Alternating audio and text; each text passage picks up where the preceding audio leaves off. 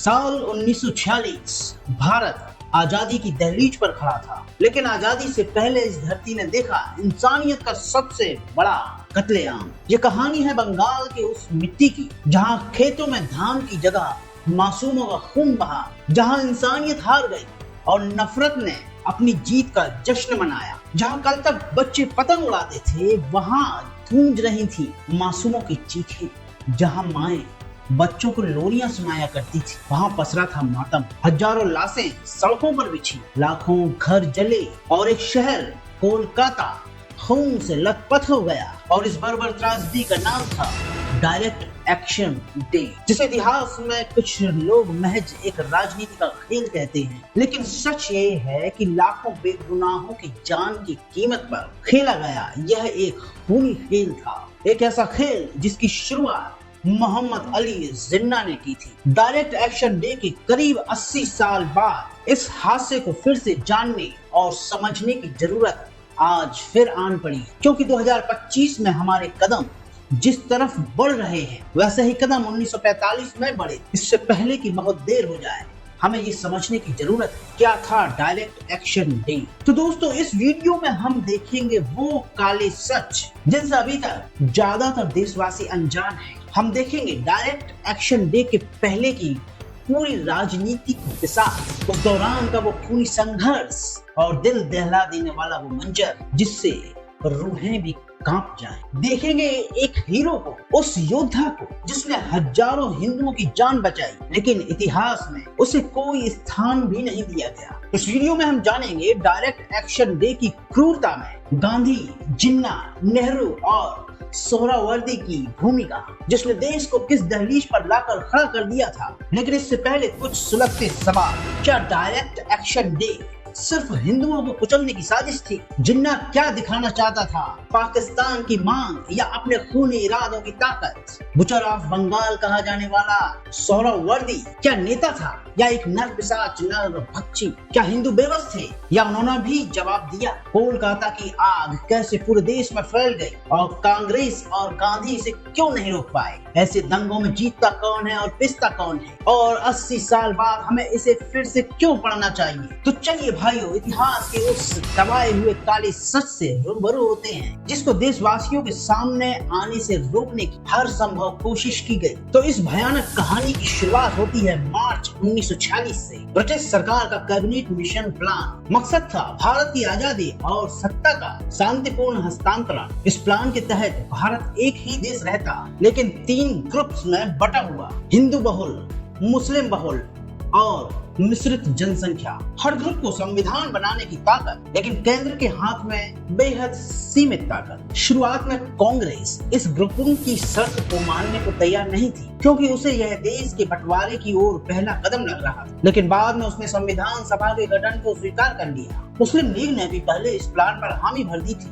लेकिन जैसे ही जिन्ना को एहसास हुआ कि कांग्रेस ने दबाव में आकर ग्रुपिंग को माना है, तो उसके मन में शंका गहराने लगी। और यह शंका यकीन में तब बदली जब 10 जुलाई 1946 को कांग्रेस अध्यक्ष जवाहरलाल नेहरू ने प्रेस कॉन्फ्रेंस में ऐलान किया कि कांग्रेस संविधान सभा में शामिल तो होगी, लेकिन अपनी नीतियां स्वतंत्र रूप से तैयार करेगी और जरूरत पड़ने पर उनमें बदलाव भी करेगी। नेहरू के इस बयान को जिन्ना ने सीधे तौर पर एक खतरा और धोखा समझा। उसे लगा कि कांग्रेस अगर अपनी नीतियों में बदलाव करेगी तो मुस्लिम लीग का पाकिस्तान का सपना चूर चूर हो जाएगा और मुसलमान एकजुट भारत में दब कर रह जाएंगे। इसी डर से मोहम्मद अली जिन्ना ने अपनी ताकत दिखाने का फैसला किया। जिन्ना ने 29 जुलाई 1946 को मुस्लिम लीग की काउंसिल में ये ऐतिहासिक ऐलान किया। तो क्या हुआ अगर हम पाकिस्तान की मांग करते हैं और हमें वो मिलेगा?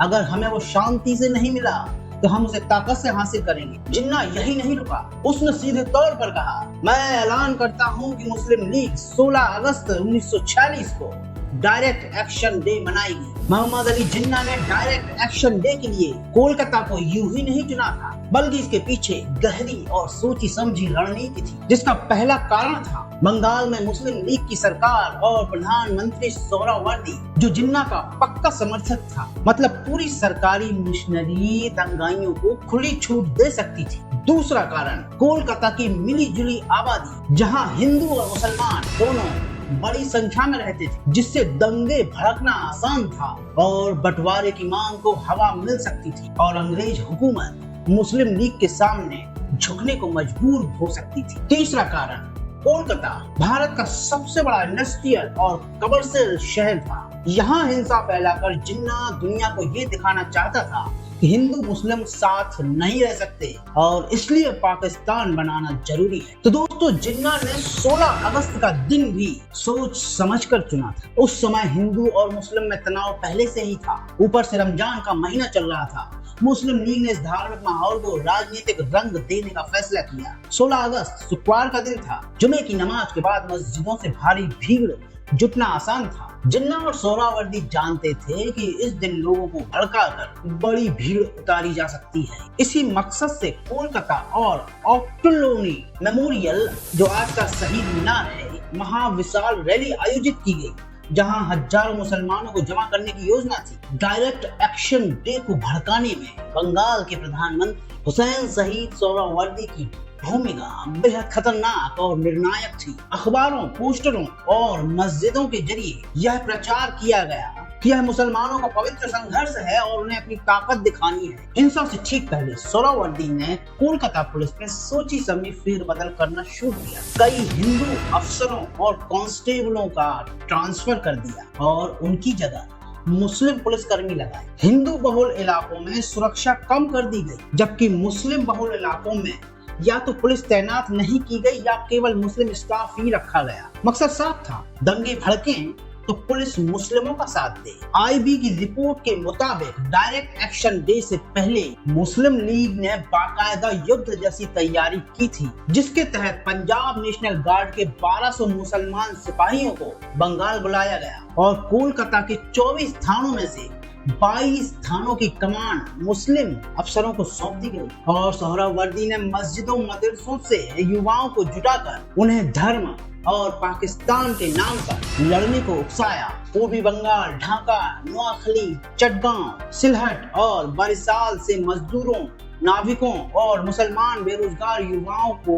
ट्रेनों, ट्रकों से कोलकाता लाया जाना था। वहां उन्हें चाकू, तलवारें, भाले, लोहे की रॉड, पेट्रोल बम, लाठियां और बंदूकें तक बांटी गई और कुछ जगह तो मस्जिदों के अंदर। तत्कालीन मेयर सैयद मोहम्मद उस्मान ने भी भड़काऊ भाषण दिए और पर्चे बांटकर हिंदुओं के खिलाफ हथियार उठाने के लिए कहा गया। जवाब में कई हिंदू संगठनों ने भी आत्मरक्षा के लिए हथियार इकट्ठे किए, क्योंकि उन्हें यह दिन अपने अस्तित्व के लिए एक खतरा महसूस हो रहा था। तो दोस्तों, वो दिन अब आ गया था, 16 अगस्त 1946, इतिहास का सबसे काला दिन, और सोहरावर्दी ने इस दिन सरकारी अवकाश घोषित कर दिया। सुबह से ही पूरे कोलकाता में तनाव साफ दिखने लगा। दुकानों को जबरन बंद कराया जाने लगा, झड़पें और चाकूबाजी होने लगी, लेकिन पुलिस को 2 दिन तक कुछ न करने का आदेश था। इससे दंगाइयों को खुली छूट मिल गई और उत्तरी कोलकाता दंगों के मैदान में बदल गया। सुबह 11 बजे पहली बार पुलिस ने फायरिंग की और आंसू गैस का सहारा लिया, लेकिन भीड़ बेकाबू रही। दोपहर की नमाज के बाद ऑक्टोलोनी मेमोरियल पर हजारों लोग जमा हुए, जहां सोहरावर्दी और मुस्लिम लीग नेताओं ने भड़काऊ भाषण दिए। रैली खत्म होते ही भीड़ हिंदू बहुल इलाकों पर टूट पड़ी। राजा बाजार, बड़ा बाजार और मिल इलाकों में लूट, आगजनी, चाकू, तलवार और पेट्रोल बम का तांडव मच गया। शाम तक सड़कों पर लाशें ही लाशें बिखरी थी। किशाउलाम कॉटन मिल्स में सैकड़ों हिंदुओं को बेरहमी से मारकर नहरों में फेंका गया। द स्टेट्समैन की रिपोर्ट के मुताबिक कत्लेआम, घरों को जलाना और महिलाओं का अपहरण, जबरन धर्म परिवर्तन एक आम दृश्य बन गया। केला बागान और राजा बाजार जैसे मिश्रित इलाकों में सबसे भीषण झड़पें हुई और सबसे ज्यादा जाने भी यहीं से गई और पुलिस हिंसा रोकने की बजाय सिर्फ हिंदुओं की लाशों को हटाती रही। रात तक पूरा कोलकाता दहशत में था। सड़कों पर लाशें बिखरी थी, घर दुकानें जल रहे थे और हालात कर्फ्यू जैसे थे। 17 अगस्त को बर्बरता और बढ़ गई। विक्टोरिया कॉलेज की मासूम छात्राएं जिनके हाथों में किताबें थी, उन दरिंदों का शिकार बन गए। उन्हें हॉस्टल से घसीटा गया, उनके साथ सामूहिक दुष्कर्म हुआ और उनकी लाशों को खिड़कियों से टांग दिया गया। सिर्फ 72 घंटे में 6000 से ज्यादा हिंदुओं की हत्या कर दी गई। एक अनुमान के मुताबिक 20,000 से ज्यादा लोग मारे गए, 1 लाख से अधिक बेघर हो गए और हजारों लोगों को जबरन इस्लाम कबूल करवाया गया। जिन्होंने इनकार किया उनको बेरहमी से मार दिया गया। गांव के गांव जला दिए गए। पूरे बंगाल में लेकर रहेंगे पाकिस्तान और काफिरों को मार दो जैसे नारे गूंज रहे थे। हिंदू नेताओं राजेंद्र राय तक को परिवार समेत मार डाला गया, सिर्फ इसलिए कि वो अपनी कौम की आवाज उठाते थे। लेकिन वो कहते हैं ना कि जब धरती पर जुल्म और अत्याचार अपनी सारी सीमाएं पार कर लेता है तो ईश्वर किसी न किसी रूप में न्याय करने के लिए आता है। और ठीक ऐसा ही हुआ। मुसलमानों के इस बुचर ऑफ बंगाल कहे जाने वाले अत्याचार को खत्म करने के लिए गोपाल चंद्र मुखोपाध्याय आगे आए। लोग उन्हें गोपाल पाठा के नाम से भी पुकारते थे। उस समय उनके शब्द थे, मैं सभी हिंदू भाई बहनों की हत्या का बदला लूंगा, मैं उन दंगाइयों को पकड़ूंगा और मार डालूंगा। कसाई के अलावा गोपाल पाठा एक जबरदस्त पहलवान भी थे। पाठा अनुशीलन समिति से जुड़े हुए थे और नेताजी सुभाष चंद्र बोस के कट्टर समर्थक थे। उन्होंने पहले से ही भारत जातीय वाहिनी नाम का एक संगठन बनाया था जो आपदा राहत के लिए काम करता था, लेकिन डायरेक्ट एक्शन डे पर उन्होंने इसे तुरंत हिंदू रक्षा के लिए एक सशस्त्र दल में बदल दिया। उनकी इस वाहिनी में 500 से 800 युवा थे, जिनमें बंगाली, हिंदू, सिख, बिहारी, उड़िया और उत्तर प्रदेश के लोग शामिल थे। आर्य समाज, हिंदू महासभा और विभिन्न व्यायाम समितियां, अखाड़ों के सदस्य भी पूरी ऊर्जा के साथ इसमें शामिल हो गए। 16-17 अगस्त को हिंदू इलाकों बड़ा बाजार, केला बागान और राजा बाजार में मुस्लिम लीग की भीड़ द्वारा की गई बर्बरता ने गोपाल पाठा को प्रतिशोध के लिए मजबूर कर दिया। 17 अगस्त की रात उन्होंने अपने संगठन को इकट्ठा किया और 18 अगस्त से जवाबी कार्रवाई शुरू कर दी। उनका आदेश साफ था, एक हिंदू मरे तो 10 मुसलमान मारो। इसके लिए पाठा ने अमेरिकी सैनिकों से हथियार खरीदे, पुराने आंदोलन से बचे हथियार निकाले और स्थानीय लोहारों से तलवार भाले बनवाए। व्यापारियों और कारखानों से आर्थिक मदद लेकर उन्होंने पहले हिंदू बहुल इलाकों की रक्षा की, फिर मुस्लिम बहुल मेटिया ब्रिज और पार्क सर्कस में पलटवार किया, खासकर मुस्लिम नेशनल गार्ड को निशाना बनाकर। लेकिन उन्होंने अपने दल को सख्त हिदायत दी थी, मुस्लिम महिलाओं, बच्चों और बुजुर्गों पर हमला नहीं करना है। उन्होंने कहा कि महिलाओं के साथ दुर्व्यवहार करने में कोई जीत नहीं होती। हमारी संस्कृति में तो रावण भी ऐसा करने के कारण नष्ट हो गया था। उन्होंने अपने पूरे ग्रुप को लूटपाट करने से भी मना किया ताकि उनकी कार्रवाई का एक नैतिक आधार बन सके। गोपाल पाठा की जवाबी कार्रवाई ने हिंदू बहुल इलाकों को भारी नुकसान से बचाया। 18 अगस्त से उनके हमलों ने मुस्लिम लीग के कार्यकर्ताओं को खदेड़ा और चुन चुन कर मार दिया। पाठा के साहस और शक्ति से मुस्लिम समुदाय के लोग डर के मारे कोलकाता से भागने लगे। उनके संदेश स्पष्ट थे, दोबारा हमारी धरती पर पैर मत रखना। हुसैन सुहरावर्दी की कोलकाता को मुस्लिम बहुल बनाने और पाकिस्तान में शामिल करने की योजना गोपाल पाठा के नेतृत्व में हिंदी प्रतिरोध से पूरी तरह विफल हो गई। 19 अगस्त तक हिंसा धीरे धीरे कम हुई और 21 अगस्त को ब्रिटिश सरकार ने बंगाल में वायसराय शासन लागू कर स्थिति को नियंत्रण में किया। गोपाल पाठा की कार्रवाई ने मुस्लिम लीग के आक्रामक अभियान को पूरी तरह ध्वस्त कर दिया। जहां पूरा देश गोपाल पाठा की कार्रवाई से खुश था, वहीं महात्मा गांधी उनके हिंसक तरीके से पूरी तरह असहमत थे। गांधी कोलकाता आए और पाठा से बोले, गोपाल बाबू, मैं तुम्हारे पास इसलिए आया हूँ क्योंकि ये हिंसा का रास्ता हम सबको बर्बाद कर देगा। हिंसा का जवाब हिंसा से देना गलत है। अहिंसा का रास्ता अपने हथियार फेंक दो और अपने लोगों को भी समझो। तब गोपाल पाठा ने गांधी जी से पूछा, बापू, आप ये सब देखकर भी अहिंसा की बात कर रहे हैं? जब मुस्लिम लीग के लोग हमारे मोहल्ले में आए, हमारे घर जलाए, हमारी औरतों और बच्चों को मारा, तब आप कहाँ थे? हमने किसी से लड़ाई नहीं की, लेकिन फिर भी उन्होंने हम पर हमला किया। मैंने तो अपने लोगों को बचाया है। ये हथियार हमारी रक्षा है। मैं इन्हें नहीं फेंकूंगा, वे फिर आएंगे और मैं उन्हें फिर मारूंगा। तब गांधी ने समझाया कि हिंसा कभी हिंसा का चक्र नहीं तोड़ती, केवल अहिंसा ही सच्ची ताकत है और देश को एक साथ रहना है। मैं तुम्हें गारंटी देता हूँ कि मैं मुस्लिम नेताओं से बात करूंगा। पाठा का जवाब अड़िग था, और कैसी गारंटी बापू?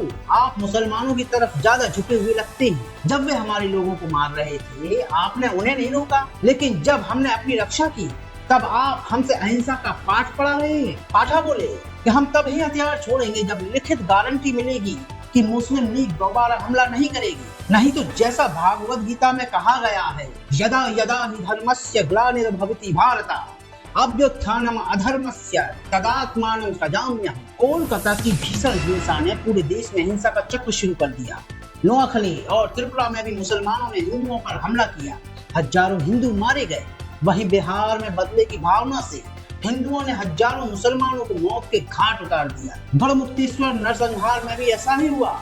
नवंबर 1946 में हजारों मुसलमान वहां भी मारे गए। इसके बाद दोनों पक्षों के बीच सुलह, समझौता और विश्वास का मौका बिल्कुल खत्म हो चुका था। नतीजा यह हुआ कि 1946-1950 के बीच पूर्वी पाकिस्तान से 3 लाख से ज्यादा हिंदू कोलकाता आए और शहर में मुस्लिम आबादी 40% से अधिक घट गई। भारत का विभाजन अनिवार्य हो गया। गांधी जी भी इसे नहीं रोक सके। कोलकाता हिंसा के बाद कांग्रेस और ब्रिटिश सरकार ने मुस्लिम लीग के सामने झुककर अक्टूबर 1946 में अंतरिम सरकार जुटाई। कांग्रेस के प्रस्ताव ब्लॉक हुए और पाकिस्तान की मांग पर मुस्लिम लीग अड़ी रही। हेटली ने भारत से ब्रिटिश प्रस्थान की तारीख तय की और माउंटबेटन ने जून 1947 में विभाजन का औपचारिक प्लान पेश किया। हुसैन सोहरावर्दी और जिन्ना की योजना सफल हुई और 14 अगस्त 1947 को पाकिस्तान का जन्म हुआ। लेकिन इसकी कीमत हजारों लाखों हिंदुओं को अपनी जान, अपना घर बार और अपनी गरिमा गंवाकर चुकानी पड़ी। सवाल यह है कि आज 80 साल बाद भी हमें इस इतिहास को पढ़ने और समझने की जरूरत क्यों है? क्या ये महज पुरानी बातें हैं? नहीं, क्योंकि इतिहास खुद को दोहराता है। यदि हम उससे सबक नहीं लेते हैं तो आज 80 साल बाद भी द ग्रेट कोलकाता किलिंग्स को पढ़ना और समझना इसलिए जरूरी है क्योंकि इतिहास खुद को दोहराता है। इसके मद्देनजर हमें कुछ सबक सीखने चाहिए, जैसे नेताओं के भड़काऊ बयानों के गंभीर परिणाम। डायरेक्ट एक्शन डे दिखाता है कि भाषणों से लोग कैसे भड़क सकते हैं। आज के नेता अक्सर इसके प्रभाव को नहीं समझते। दूसरा, मजबूत और तटस्थ संस्थाओं की जरूरत। पुलिस और न्यायपालिका को सक्रिय और निष्पक्ष रहना चाहिए। 1946 में तटस्थता की कमी ने भारी नुकसान कराया है। तीसरा सबक, गलत सूचना और डर का खतरा। पर्चेबाजी और भ्रम ने तब हिंसा को जन्म दिया। आज वही काम सोशल मीडिया और व्हाट्सएप पर होता है। चौथा, समुदायों के बीच संवाद और विश्वास। शक और संदेह ने हिंदू मुस्लिम रिश्तों को तबाह कर दिया है। आज भी संवाद बनाए रखना जरूरी है। ऐतिहासिक आघात को स्वीकार करना, विभाजन और दंगों के दर्द को भुलाना हमें वही गलतियां दोहराने पर मजबूर करता है। छठवां और आखिरी सबक है जवाबदेही। सोहरावर्दी को कभी सजा नहीं मिली, पीड़ा आम लोगों ने झेली। नेताओं की भड़काऊ बयानबाजी पर हमेशा ध्यान दें और इतिहास से सीखें। अगर हम इतिहास को नहीं जानेंगे तो वही गलतियां दोबारा दोहराई जाएंगी और हमें फिर से भड़काया जाए। डायरेक्ट एक्शन डे सिर्फ एक तारीख नहीं बल्कि एक कड़वी चेतावनी है। ये हमें सिखाता है कि नफरत और विभाजन की राजनीति हमें कहां ले जा सकती है। हमें अपने इतिहास से सीखना होगा ताकि हम एक ऐसा भविष्य बना सकें जहां इंसानियत जीते और नफरत हारे। इस दर्दनाक इतिहास पर आपके क्या विचार हैं? हमें कमेंट्स में जरूर बताइए। और यदि आपको जानकारी पसंद आई हो तो हमारे चैनल को सब्सक्राइब जरूर कीजिए। मिलते हैं अगले वीडियो में। तब तक के लिए जय हिंद, जय भारत।